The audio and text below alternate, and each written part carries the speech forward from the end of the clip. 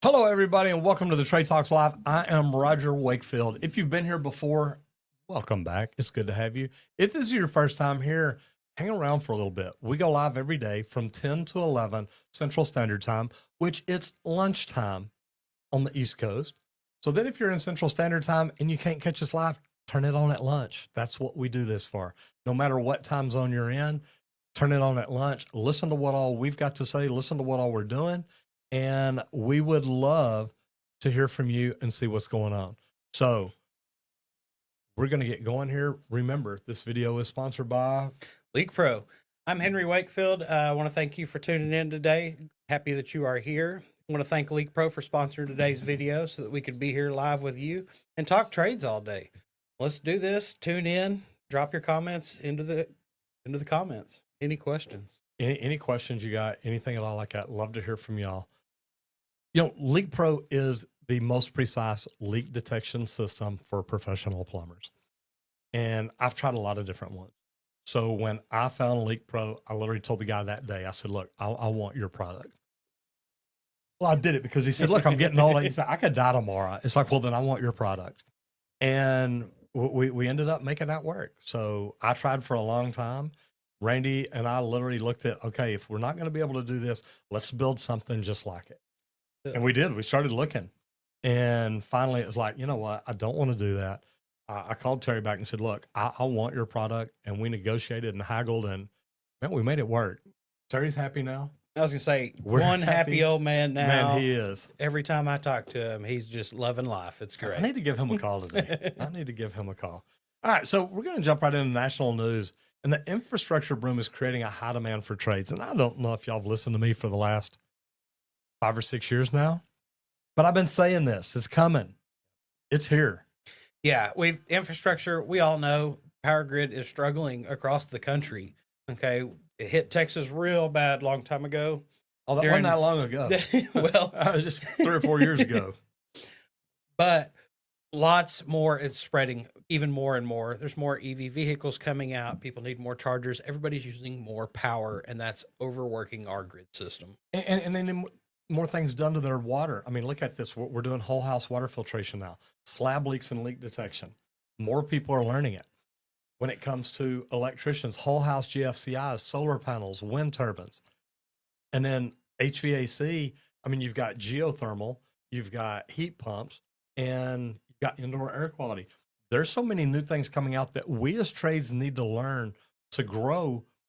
But the people that we pull off to learn that, we need to replace with other regular plumbers, HVAC technicians, and electricians.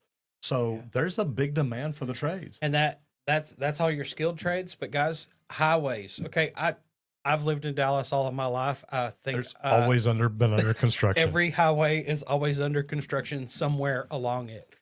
And we know this. This is what we have to do to keep up and maintain, because more people are coming, more cars are hitting the roads, things like this. So those upkeeps, highways, bridges, airports. There's so many airports that are getting redone and stuff because they're outdated. It's time to update. These are big projects, guys. Both airports here in Dallas are being worked on right now. Yeah. And around the country, there's a lot of them that are going on. There's some huge projects that I've heard about. I can't think of them off the top of my head right now, the cities or anything, but there are some major airports getting major overhauls done. And so if you're looking for some work, it's definitely out there, guys. Infrastructure, anything you want to do with the infrastructure to make it better, it's out there somewhere. And I'm fixing to travel around the country and check airports just for y'all. No, seriously. Yes, we are. Yeah, we are. I'm headed to New Orleans tomorrow, then to Vegas. Randy's headed to Orlando. Then we both head back to Dallas. Then we head to Indianapolis. Then we head back into our second home, Vegas. Then we head back to Vegas. Then Randy heads home, but I've got to go to Kansas City. So I've got to look at that flight and see, do I have time to fly home and then go to Kansas City? I think that's how I booked it. I'm gonna be tired, but I'm doing this for y'all because I'm inspecting airports just for y'all. And to me, anything that I can do to help y'all out is really, really big. Now, there's a lot of major projects like the water treatment plants too.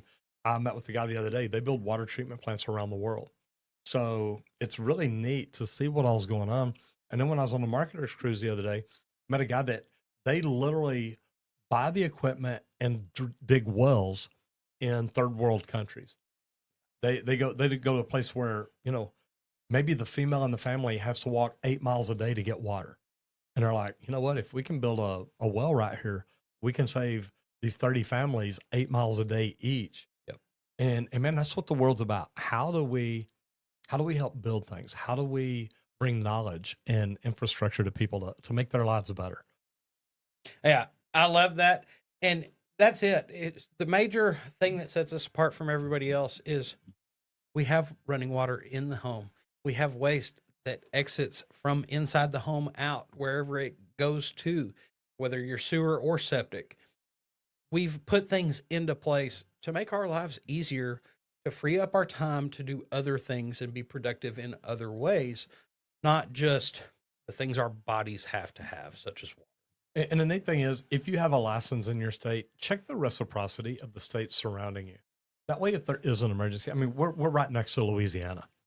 I'm talking about flying to New Orleans tomorrow, but they have a lot of storms down there. And if a hurricane comes in, which we've seen happen, they need help. They need plumbers, electricians, HVAC techs. They need all tradespeople, all construction workers that can come down and help make the system better. So look at reciprocity and see what it's like in your trade.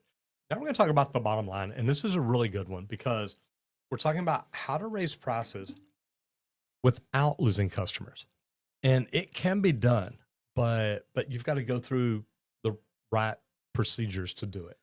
Correct. And with material prices increasing, with tool prices increasing, we are all going to have to raise our prices. Some easy ways to do this for your customers and try to not lose them. Offer some bundle services.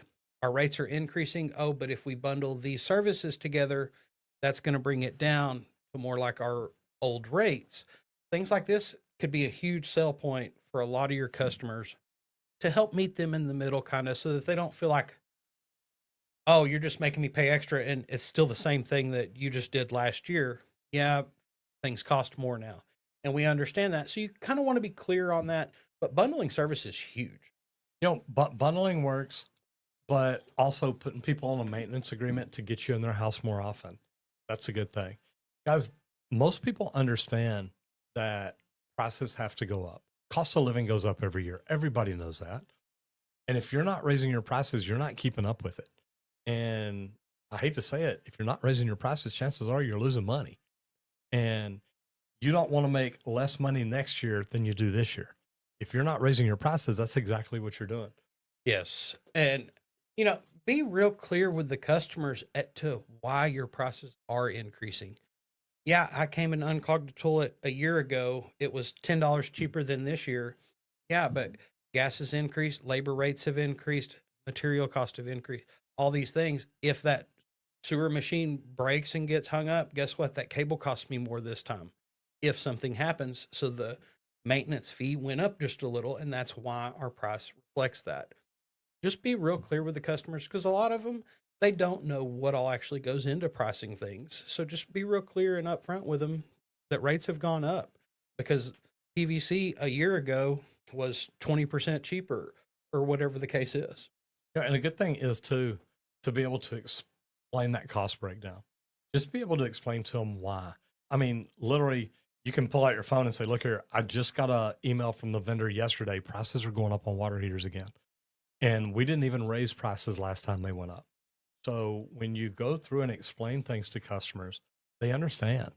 It's when you just like, I was involved with a company that almost doubled their price and there was no more value. They didn't bring anything else. And the bad thing is they didn't explain it very well. And I mean, think about that. You've got something you've been paying for 3 or 4 years. Now, all of a sudden it costs twice as much. And you're like, okay, show me the value. Oh, wait, there's no value. And they say, oh, well, you know what? We should have raised it every time that we added new things. Because look back when we set our price at this rate, here's what all we had. But now we've got all this. Well, you can't install everything and then wait till the end and say, well, now we're just going to double our price. No. You know what? Be open, be honest, explain to people why you're doing things and the reason behind it. But explaining to fail that or failure to explain that value to your customer, if you just tell them, hey, if they call and say, hey, why did you raise your price? Because it was time. Yeah, but I mean, why? It was just time. Well, that doesn't make a lot of sense. There's no value to that. But if you explain to them, well, look, the cost of materials has gone up about 20% each year. And to be honest, it's probably going up more than that, guys. Your plumbers want to make more money. Your electricians, your HVAC techs, they want a 5% raise every year, 3%, something like that. You've got to look at all this and say, okay, how can we take care of everybody and explain it to the customers in the way it makes sense? And if they do ask about it, or even if they don't, maybe send out a bulk newsletter. Hey guys, just want to let y'all know we are having to raise our prices. We're not going up much, but every other plumbing company around should be raising their prices too, because the cost of goods are going up and everybody understands that. So anything that you can do to communicate with your customers and let them know, it's going to help. But being upfront and honest about it and explaining why it benefits them. I was going to say, explain the value that they're going to gain. You bet. Not just, yeah, here's the things that have gone up, these have increased, da, da, da. Here's the value of your savings. Why we're doing this installation is because it's going to save you over time.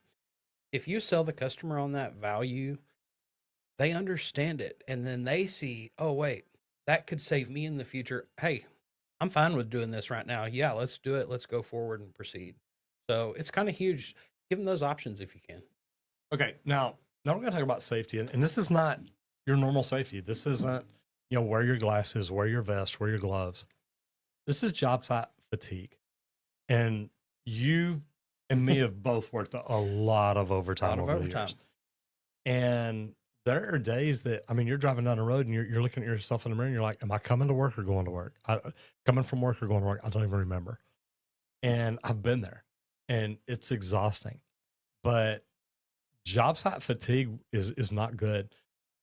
I ended up having to go in for a sleep study, which I've got sleep apnea. But I was driving home from the airport because I was at the airport every day, it felt like. Yep. And I remember driving home one day and I'm sitting in rush hour traffic and fell asleep. Now, my foot was still on the brake, but all of a sudden the car's honking. I open my eyes, the car in front of me is way in front of me.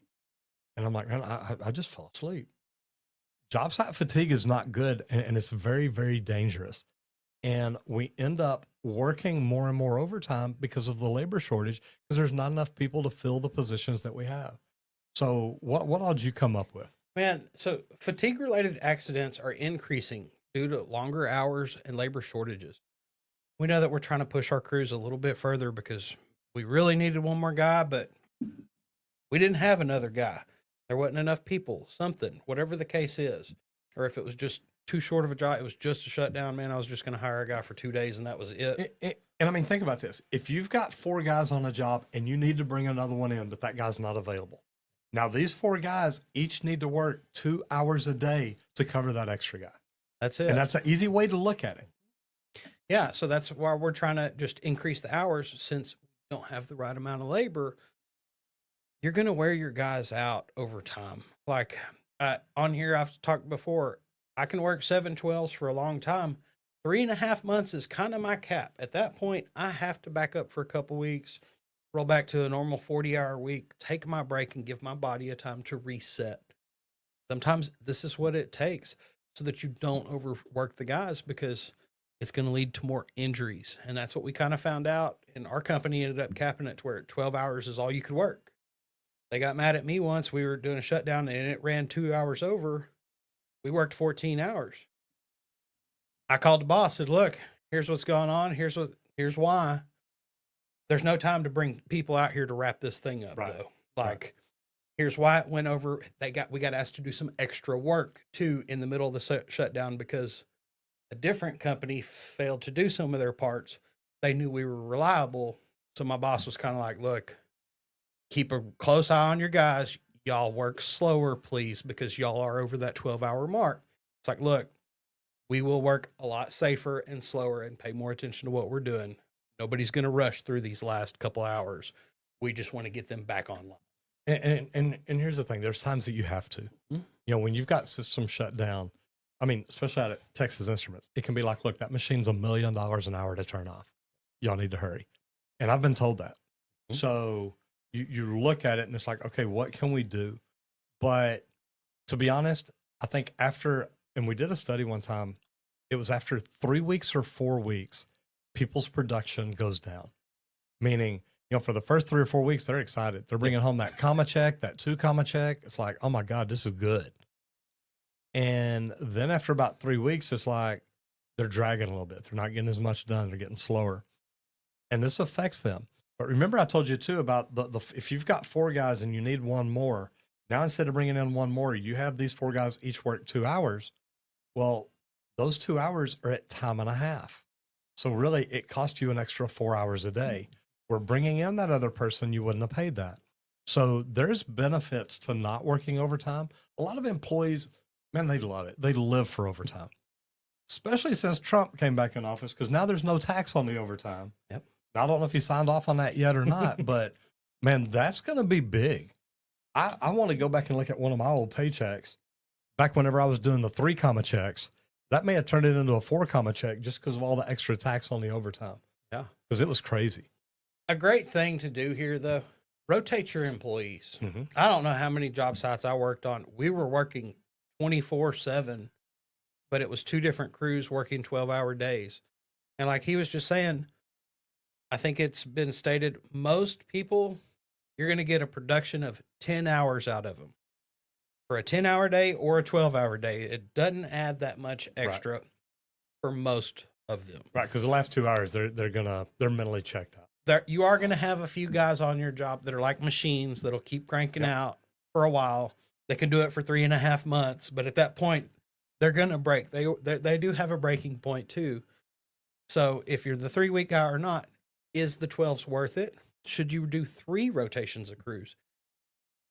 Keep the different options in mind so that you don't overwork your employees. Because when you do overwork them, it reduces their focus. Yeah. They're possibly in danger. The reaction times are down. There's things that you don't want to do. Yep. Now, new construction. Yes. 3D printed homes. 3D printed homes. What the man. what?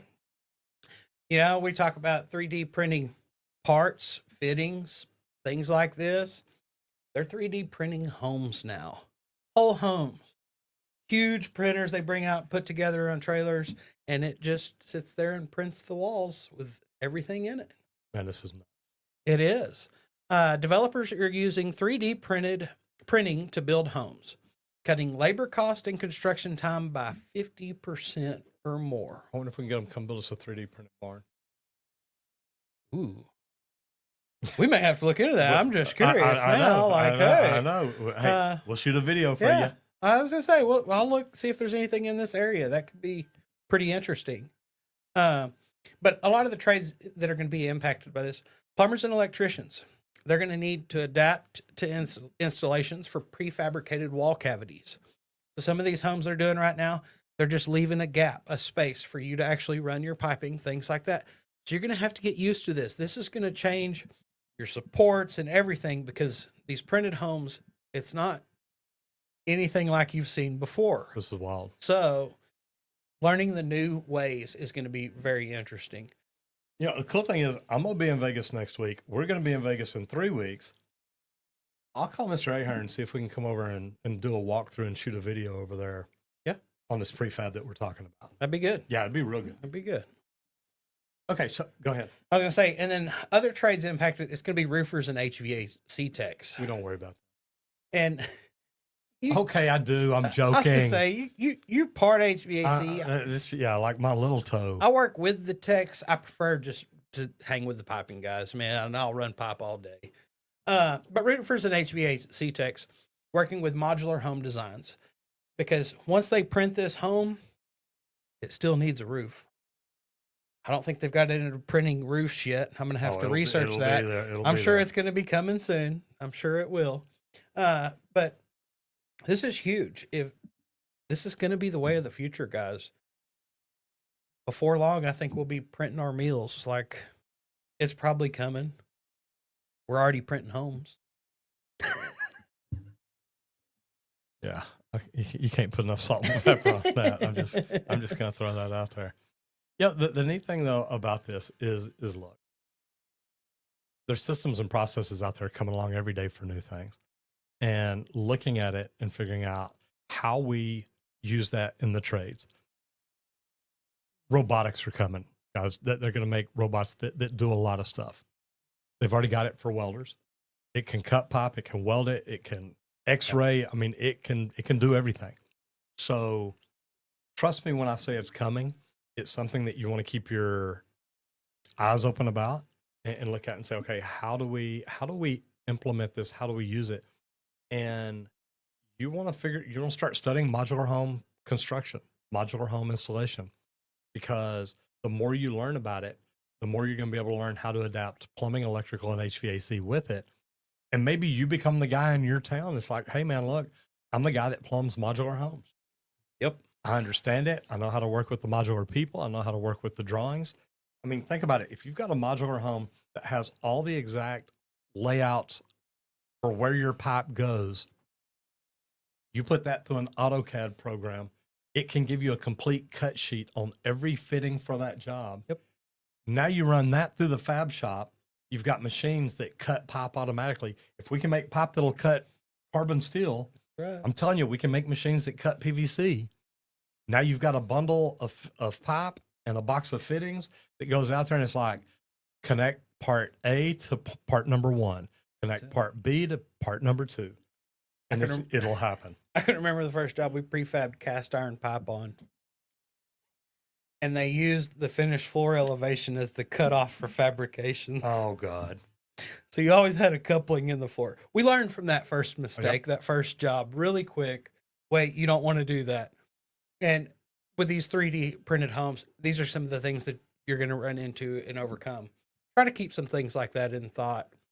But whenever you can prefabricate the whole job, every part and piece that's going to go in it, and send it out on a trailer and just go in and put it all in, I love it. that's going to cut everything down, the speed, everything. And with home prices increasing as much as they are, this is going to help bring the prices back down. Anthony Campbell says, yeah, people need maintenance too, bro. And you're right. When we talk trades, we do mainly talk construction. We do mainly talk service. But look, maintenance is huge. And whether it's commercial maintenance, industrial maintenance, apartment maintenance, anything like that, even these residential maintenance companies that come out and do stuff. Yeah, guys, this is all tradespeople that are finding a way to do something. Now, mindset growth is big because you've got to overcome some fears. And it is so hard.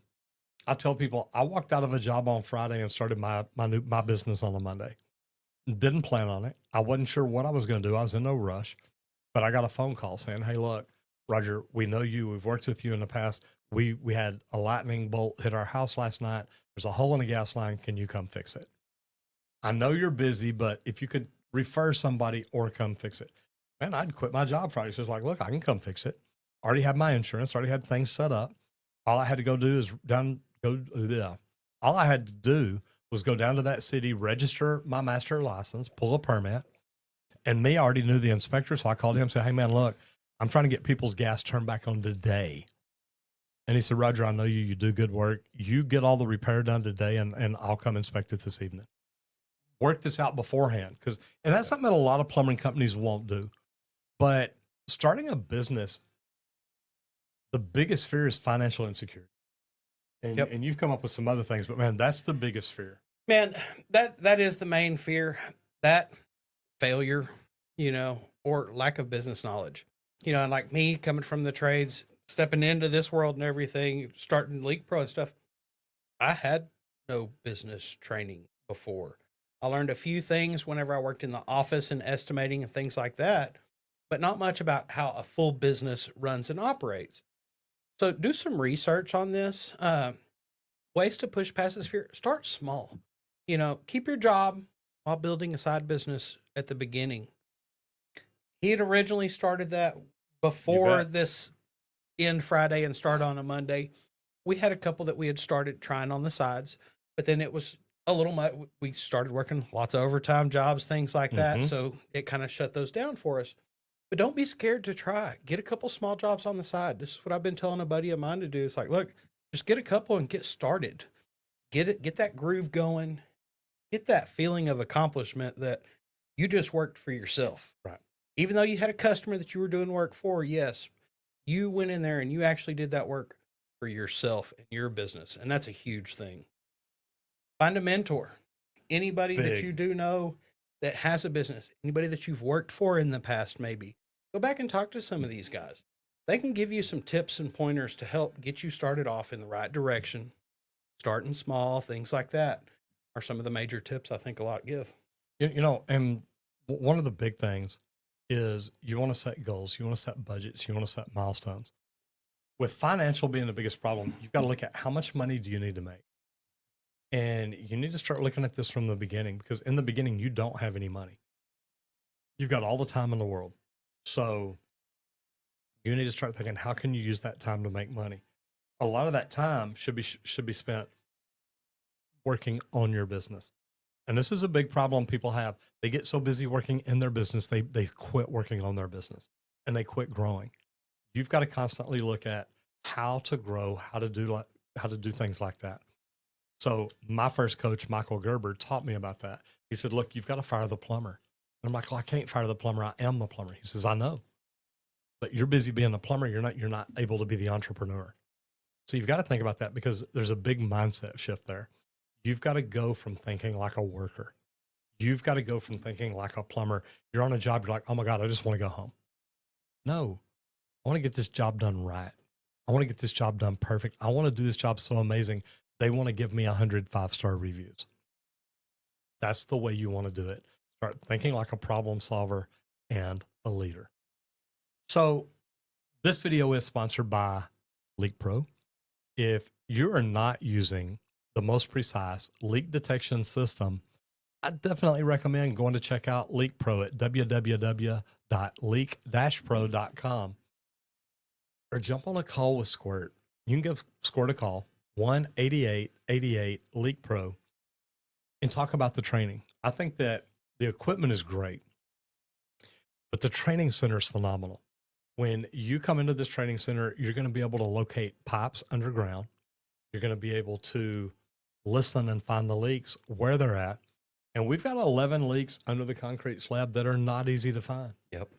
And when you find them, you're like, okay, I've done something. But here's the deal. It's not just learning to use that equipment. It's building the confidence to say, look, I use this equipment. I located 11 different leaks. And I mean, by the time you're done, we can tell you, when you locate a leak, we tell you you're 3 inches off. Yep.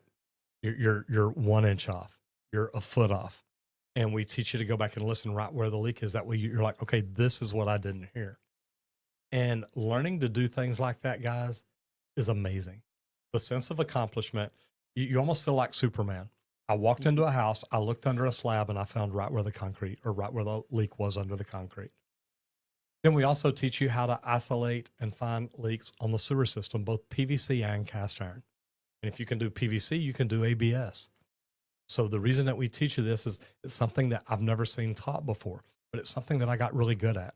I remember first time telling Randy, I can turn that test ball sideways and go up here and block this line and do that. And he's like, no, you can't. Like, watch this. As soon as I did it, he's like, it makes perfect sense. Yep. So think about it. You isolate a line. Now we can say that line over there is where the leak is. We proved everything else is good. This is the only leak you got. So doing things like this helps. To learn more about it, go to www.leak-pro.com or give Randy a call, 1-8888-LEAK-PRO. Because Leak Pro is the most precise leak detection equipment or leak detection system for professional plumbers.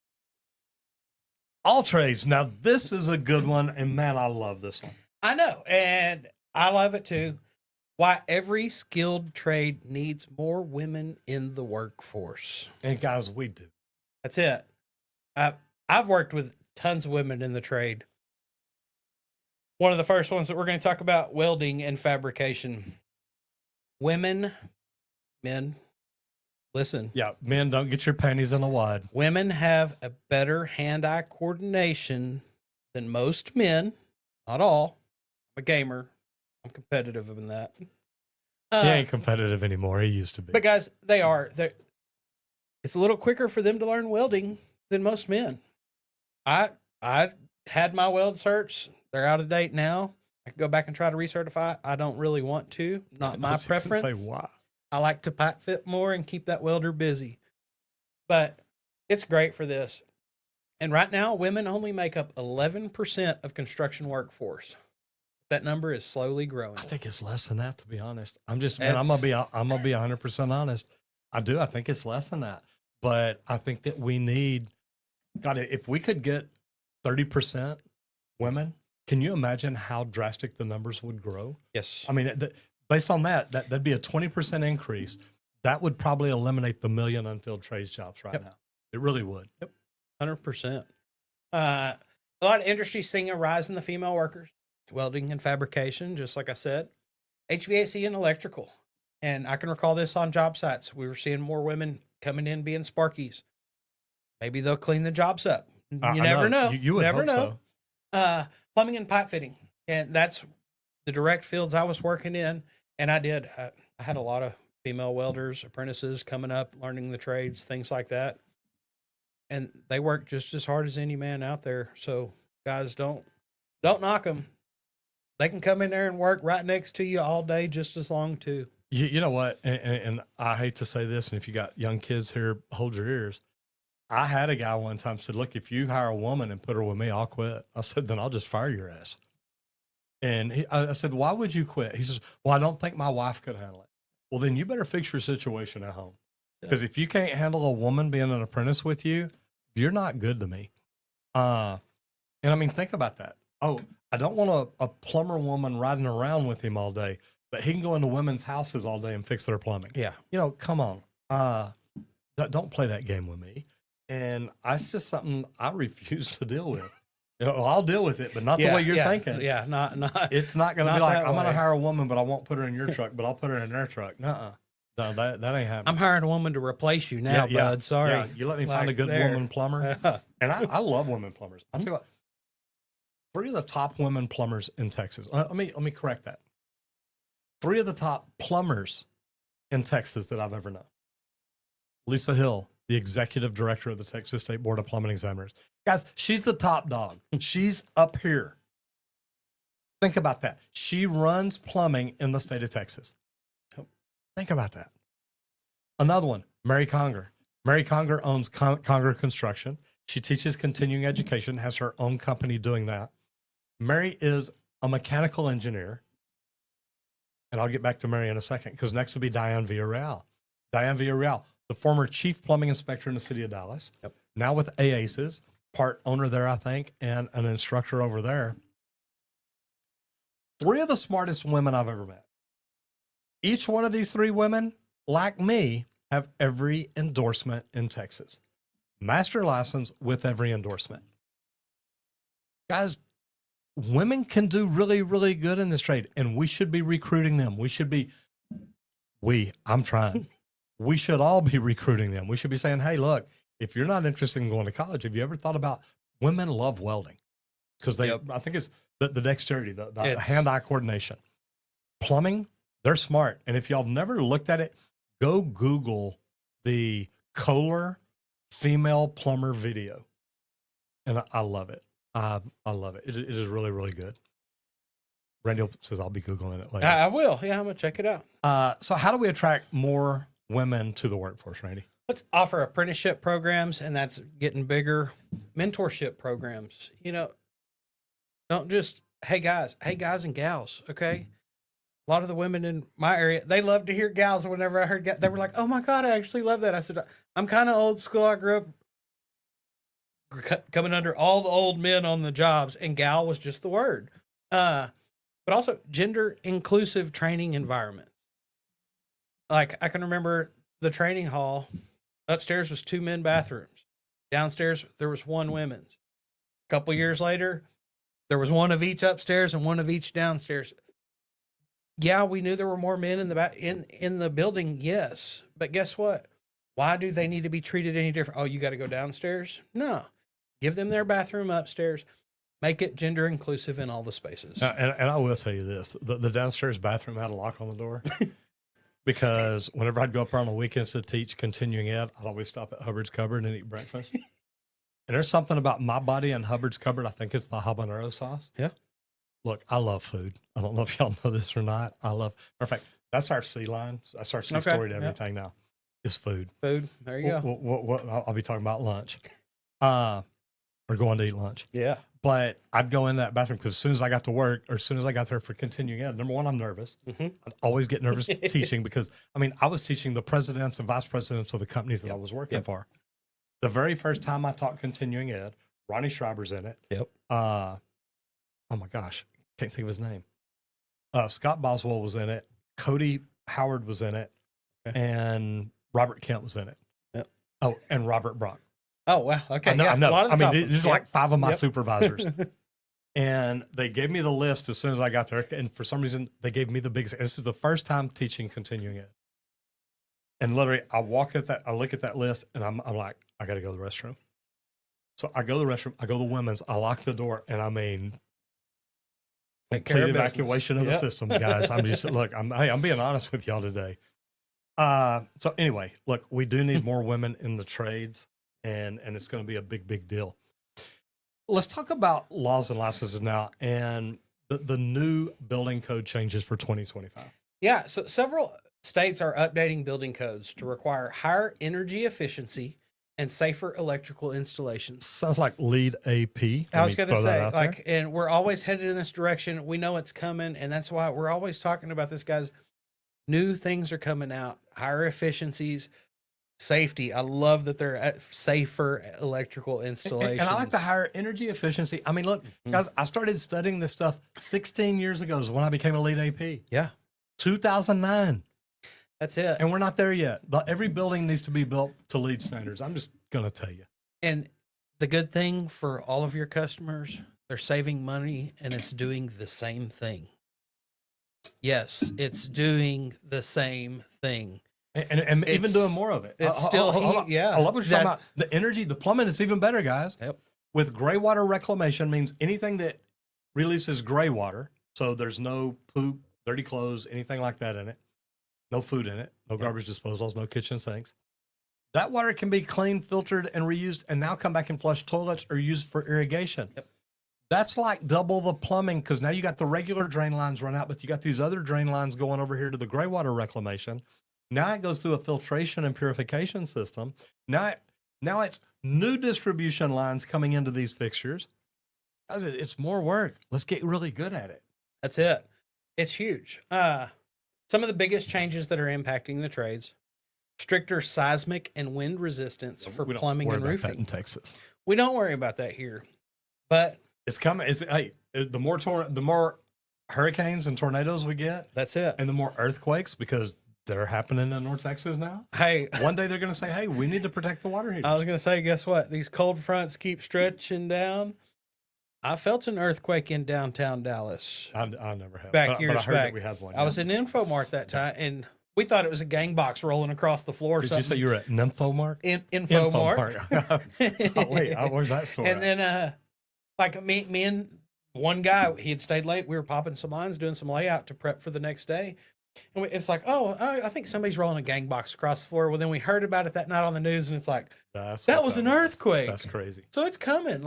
So these are things to keep in mind and think about. It's coming in the future. All right, I'm going to get up on my soapbox because we're going to talk Yep. about business training now, and this is a good one: how to create a strong online presence for your trade business. Those of y'all that don't know me, hi, I'm Roger. It's a pleasure to meet you. Really, when I walk on stage, I say, "Hi, I'm Roger Wakefield. I'm just a plumber," and normally the audience starts laughing, which I love that. But I'm like, no, seriously. I was unstopping toilets the other day. Now, like if I tell this story in New Orleans or Vegas this week, it'll be like I was crawling under a house the other day, making a repair. Yep. We got to do it in the back, and I'll be doing that again next week when I get back, or 3 weeks when I get back. Yeah. Little But guys, here's the deal. I got tired of getting ripped off by marketing companies. And I don't mean ripped off. I mean ripped off. The last one actually made my phone stop ringing. So I started doing some different things, called an old one, said, hey, please get my website back up. But I decided then I wanted to learn social media. So anybody watching or listening right now, if you will go over to YouTube and just search the word plumbing and then tell me what you find. And I also do this at a conference because I sell plumbing courses now or YouTube courses now. So if I'm in a room full of entrepreneurs, coaches, speakers, or anything, I'll tell them, hey, do me a favor. Go search the word plumbing on YouTube right now. We'll get back to that in a minute. So I start telling them about how I did it and how I grew. And first of all, you need to go to an incognito window and search your Google business profile, your GBP. It used to be called Google My Business, but you want to look and see, do you have any 5-star reviews or can you get any 5-star reviews? Do you have people that you did a great job for that you didn't ask, hey, would you be willing to give us a 5-star review? I'm really trying to work on this to help me. Now, things that you can do, and Randy talked about this a while back. This is one of Randy's favorite, the before and after photos. Yes. Take a picture of what it looked like before. And this is great for remodels. This is great for new fixtures. If you've got somebody with an old 5-gallon flush tank and you're pulling that out and putting in ultra high efficiency, man, take pictures. Show people what this new toilet looks like. If you're taking off a toilet seat and installing a bidet toilet seat, take pictures, show them what it looks like. Guys, before and after pictures make people, doesn't make them, it helps them vision what that would look like in their bathroom. And that is big. But before and after is great. But then also quick response messaging is really an online presence. And we work with a perfect CRM company. We think they're amazing. Anybody interested in it, just go search Rogers Marketing Machine and you'll see about it. But we've got it set up where you get quick response texts. You can go check it out at Leak Pro. Try to call Randy right now while he's in here. You'll get a text message back saying, hey, this is Randy. I can't get your call right now, but what can I do for you? Well, if he's already texting them, they're not calling somebody else. And guys, this is huge. But an easy online strategy to help you grow is to ask for Google reviews. Ask for Google reviews every job you go on. You should have your plumbers, electricians, HVAC techs, whatever it is, when they walk in a house and say, Mr. Wakefield, look, I'm here to take care of you today, but I'm going to give you 5-star service. And if anywhere along the way I'm not, will you please let me know? Because my goal, when this job is done, is that I've done this job so good, you want to get online and give me a 5-star review. Now I've put that in his mind before I ever started work. So he's already thinking, okay, Roger's going to ask me for a 5-star review. And then maybe midway through the job, say it's a 2 or 3 hour job, midway through the job, I'm like, Mr. Wakefield, look, I just want to let you know, we're keeping everything clean. We've got things done. We're right on schedule. Have I done anything that is not 5-star review worthy? No, man, you've done great. Perfect. Now I've let him know again, remember, I'm going to come back in another hour and a half, 2 hours, and I'm going to ask you for a 5-star review. And I expect it. I've been very clear about that up front. It's the perfect setup. It is. It is the perfect setup for that review, because then you are in constant contact with that customer. Hey, have I done anything to piss you off? Are we still at 5 stars? Great. If there is something, hey, address it immediately. Whatever that is.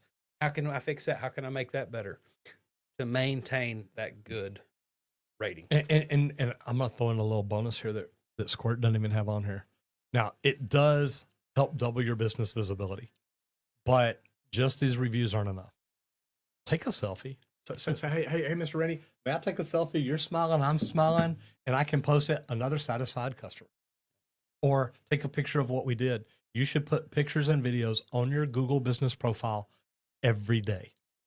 1 or 2. Just put something new on there that you're doing, and I'll teach you another trick. When he gives me that 5-star review, I'm going to ask him to put my name in it, because I want people to call my company and say, hey, we want Roger. But I also want him to put that we worked in the city of Dallas, or what city we were in, and what we did. Roger did an amazing drain line repair under my house in Dallas today. It was so nice to have him out here. He kept the house clean, and giving him a 5-star review was an easy thing for me to do. Man, that's amazing. So think about it. What can you do and how can you make it better? Vehicles. The best inside storage and exterior ladder rack setups for your work trucks. Yes, we're always talking about vehicles and what's the best vehicle and stuff like that. I'm hitting the interiors and exteriors today, guys. Because what's the best part of your work truck? Having it organized to where you can find every tool when you actually want it and need it. Something I had buckets. That's something that you didn't do, but whenever you had your business I saw how and good you it was. had vans You bet. and your guys, Yeah, we had them set up right.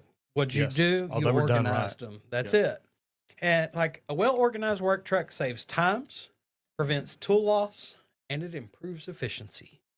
And this is something that I've always known because I was always the go-getter, the gopher. Oh, go for this, go for that. Yep, that was me. So whenever you run out to that truck to grab this one tool that's going to save the day, do you know where that tool is? If not, you're wasting so much time. And then that higher paid guy is sitting there waiting for that tool too. So you're losing even more money. So it's great to have a smart storage system. And I love it because it does. It saves you time. It makes you more efficient. For inside, the shelves and drawers are great. One of my favorite things that I ever had in the van was the Rat Pack. And it's this shelf, it's this drawer that sits on your floor. And it's about 6 inches deep, maybe 4 inches deep. But it is literally these 6 foot long drawers that slide out. That could be one big drawer or individuals. I think I've seen both. I think the one I had was the one big drawer. But it was so divided and set up, it was amazing. I mean, I could fit almost a full supply house worth of copper fittings, black fittings, anything like that in there. And that was great. And WeatherGuard made a good one. Milwaukee for inside your van, I think is fantastic. The shelving, the Rat Packs, everything that they've got make it phenomenal. And then for your exterior racks, the ladder racks for electricians and HVAC techs, pipe conduit carriers. So pipe and conduits for plumbers and electricians, material racks for roofers and framers. One of my favorite things too to have on a truck was a 6-inch piece of PVC, as long as the van, because I could stick pieces of pipe in there. Yep. Loose stuff. And it was loose. I didn't have to try to get it inside, but like I could have a piece of 1/2 inch copper 15 feet long or 18 feet long. I don't think we were able to get a full 20 footer in it, but we literally used to take a piece of pipe, glue a female adapter on each end, and then put the male threaded plugs in there. Yeah. So it was really, really good, and it worked great. Yeah. And if you're going to have some of these racks on your truck, spend the extra and get the tie downs that are actually attached to the rack. So everything's right there. Man, it's a ratchet. It locks it down. You press a button, it unhooks it. I was going to say, like, that was one of my favorite parts of my pipe rack back when I was a superintendent, was I made sure to have those because I was never searching for straps to be able to tie something down or anything like that.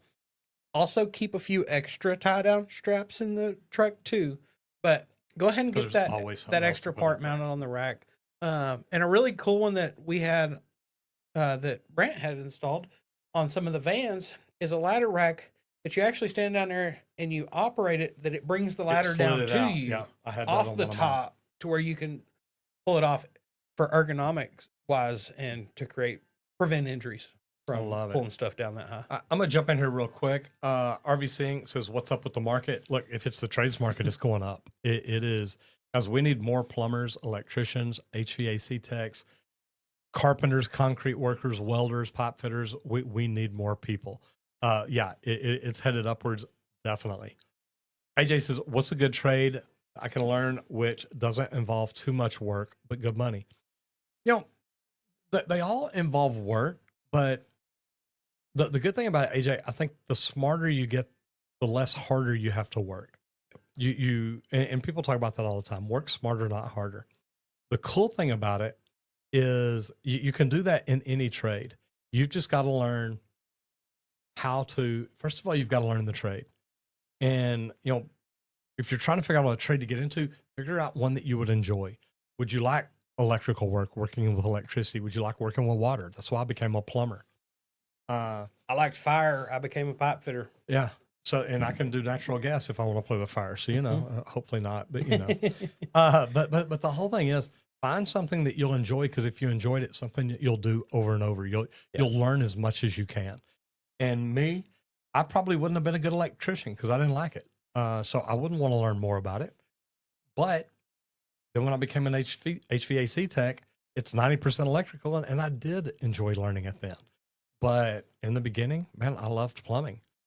Hunter Register says, I got a terrible rank on my local union for commercial plumbing, so I applied to a carpenters union, and they said trades are down all over in Washington. Very discouraging to get into that trade, but no security. Man, from what I'm hearing, it's up everywhere. So if it's down there, that kind of blows my mind. And I see your next comment says, was told that the tradespeople out of work in my local for both plumbing and carpentry. Oh, yeah, that's and there may be, but here's the deal: is I'd go to work open shop and at least go to work open shop.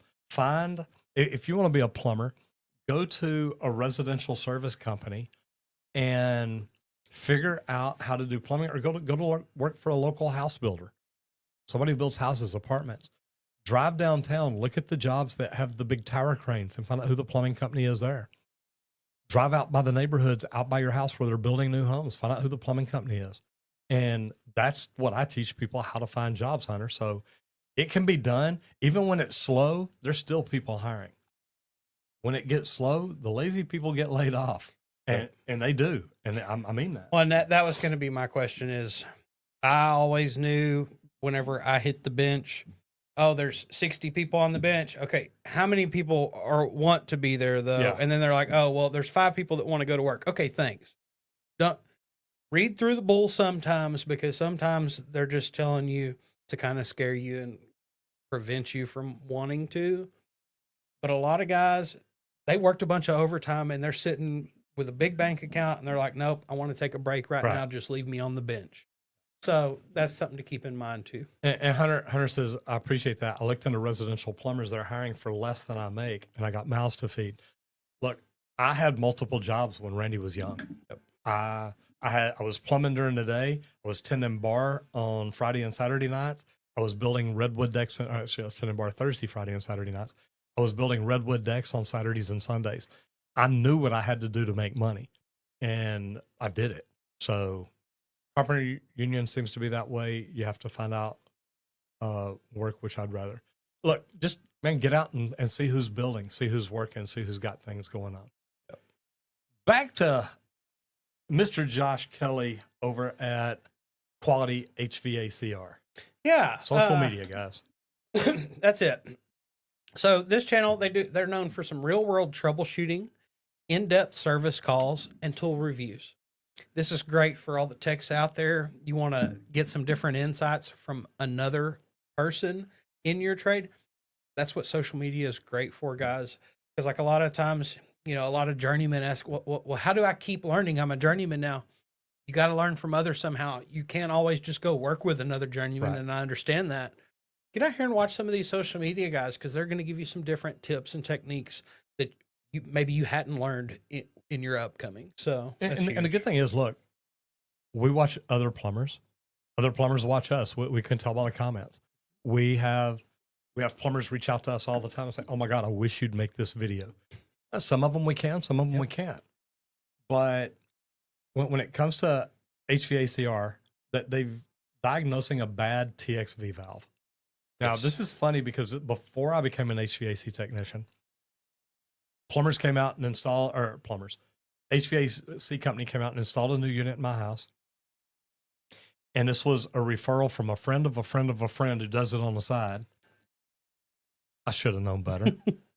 And he brings out a TX valve and he's taking my unit apart and I'm like, why are you taking this out and installing it on the inside? It's like, oh, it needs one. Well, then he starts troubleshooting and it's not working. But it turns out it already has one in it. And it's like, you want to be real careful about that. So I love when people make videos and I can go in and watch and see what they're doing and how they're doing it. Because if you can figure out that, you can figure out the right way to do things. But the other one is why it's relevant. And I love that, because we do that. We talk about that on plumbing. Whenever we talk about why we do something or what we're doing, we talk about why we do it. It's like, look, this is important because, and there's a lot of things that we can't remanufacture. I remember doing a job on a toilet one time. I had one of my plumbers over there. I hate to say it. And my plumber's like, yeah, this noise is coming because they're doing construction out in the street, and the vibration is what's making your fill valve rattle and all this. And when I read that report, because I was reading everything that my plumbers did every day, when I read that, I'm like, there's no way. So I called the homeowner, said, look, I'm headed home later. Can I swing by? He said, yeah. I grabbed a fill valve because there was a picture of it. And I went in their house and I flushed the toilet and it started making that noise. And I said, yeah, you need a new fill valve. He said, well, that's not what your plumber said. I understand. I said, look, he's got a ton of experience. I said, I don't know what he was thinking. It took me about 30 minutes. I pulled that one out, put the new one in, flushed it. It was amazing. He said, but Roger, why did he think it was that? I said, look, I don't know where his mind was at. I don't know if there was a piece of equipment out there driving up and down the street and he felt the vibration and thought that was it. I don't know. But I've done these enough that I've seen this sound before. I've seen it happen before. So we've got to learn to look at what all we're doing, how we're doing it, and then convey that. But that's relevant. And the relevancy is the experience and what I've learned. So watch them, check it out, see what kind of problems that they're talking about that you may not be facing or that you may be. I used to have a plumber that would go home after work every day, and whatever we did that day, he'd go home and Google how to do it on YouTube or Google it or YouTube it. And he'd always come in the next day and say, man, I found 2 different ways we could have done that yesterday. Mm-hmm. And I loved it because he had that thinker mentality. He wanted to learn and grow and get better. And it was always, how can I learn more? How can I do more? And stuff like that's big. Social media is big, guys, for you, for your company, for your growth. Randy and I talk all the time. I think that we ought to lower the hours to get your plumbing, electrical, and HVAC license in Texas, because we have access to learning that I didn't have when I was young. Randy didn't even have it when he was young, not like we do. Yep. And I truthfully think that you can take, and this isn't for everybody, but I truthfully think that we could cut the hours in half in Texas to where in a year you could be a tradesman. In 2 years, you could be a journeyman. Because I truthfully think that, look, to be honest, probably took my journeyman test at about 2 years, maybe 2.5. And I passed it the first time. And I'm a pretty good plumber. And it was because of the people that I worked for and the ways that I got to learn. Now, I learned from great plumbers. That's not how it is right now all the time. I understand that. Yep. But anybody that wants to learn can get online and learn new ways to do anything and everything. So I do. I think that this is really, really big. Now, this video is sponsored by Leak Pro. It is. We want to thank Leak Pro for sponsoring today's video so that we can hang out for this hour and talk blue collar with you every day. Whether you're in here with us live or just now tuning in on the replays, we appreciate you being here. Leak Pro builds the best leak detection system for professional plumbers. If you want to check it out, visit www.leak-pro.com. You can book me for a Zoom on there. We can talk about training, or you can give me a call direct at 1-8888-LEAK-PRO, and we can discuss some of the equipment and how it'll help benefit you in your world, wherever you're at. Yeah, and the good thing about it is we've built a training facility that lets you walk away from here with confidence, not just with the leak detection equipment. You walk away with confidence. You know how to find the leaks. You know you've done it. We've put you in a situation where, guys, the leaks that we installed are not easy to find, and we know it. But you're going to walk in, you're going to be able to do it, and you're going to say, okay, this is really good. We also talked about our CRM today. If you want to grow your company, plumbing, electrical, HVAC, I don't care what kind of company, go to Rogers Marketing Machine and just check it out. Look at it, see what all we've got, see what we do. It's $497 to have them do everything for you, and then $97 a month. $97 a month to keep it up. That's it. Guys, it's great stuff. And check out Leak Pro, leak-pro.com or 1-8888-LEAK-PRO. Talk to Henry, talk to me. we'll see what we can do to get you helped out. And we also teach you how to market it to make your phone ring. So guys, great stuff here. Thank you all for being here. Hunter Register, I appreciate it. AJ, RVC Inc., good to have y'all in here. Hope y'all enjoyed it. We're traveling the next 2 weeks, so it's going to be a little bit different. Yeah, it will. It's going to be a lot good time. different. Hitting them trade shows. Thank you, guys. Thanks. You'll have a good day.